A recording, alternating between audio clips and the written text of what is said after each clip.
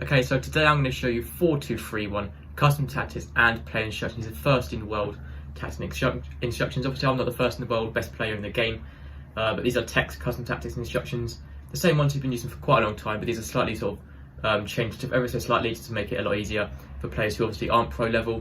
So maybe if you're anywhere from Div 1, Div 5, don't know what division you're in, these will work well because they've been slightly changed really, just to make it easier for most people, but they are based off Tekkz tactics.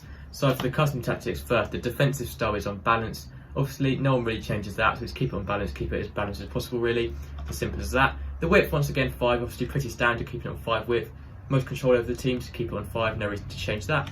Depth on 6, now the reason for 6 depth, it's quite a defensive formation, the 4-2-3-1. It's a very balanced formation, but it's definitely on the more defensive side than attacking side. No left wings, no right wings, only 2 left cams and right cams, no very wide players in particular, only 1 cam, only 1 striker, so it's not all 2 attacking in general, so it's more a defensive formation than attacking, so that's why we've gone with slightly more defensive custom tactics, because you sort of would use this as your balanced false defensive formation. So the 6 depth instead of the 7 depth, so anywhere from sort of 4 to 6 depth works well in this formation. Personally I play on 6, but if you feel less comfortable you could definitely drop that down to 5 or 4 if you feel like you need to.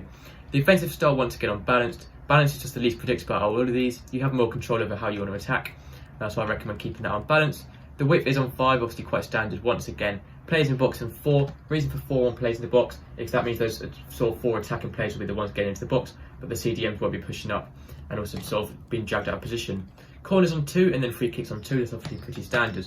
The striker, you want him to be on stay central, so he's staying in the centre areas of the pitch in line with the goal. You also want him on getting behind, just making forward runs through their defenders and stay forward, so he's always at the top of the pitch and not dropping back.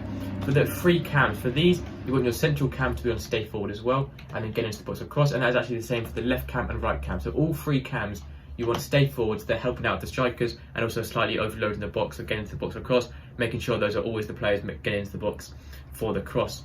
So obviously, as on the tactics, the offensive style for the players in box was on 4. Just putting them on getting to the box across for these 3 cams will make sure it is those players and no one else. So that is for all the 3 cams. For the 2 CDMs, these are sort of separated from the attack. So these 4 players here are part of the attack, the striker and the 3 cams, and then the defence is obviously the main defence here, and the 2 CDMs. You don't want these 2 CDMs to be pushing up when attacking, you want them to stay back with the defence, helping out with defending. So for both CDMs, you want cut passing lanes. You also want cover centre, so they are staying in the centre and not drifting out wide. And you also want to stay back while attacking to make sure they are staying back on both your CDMs.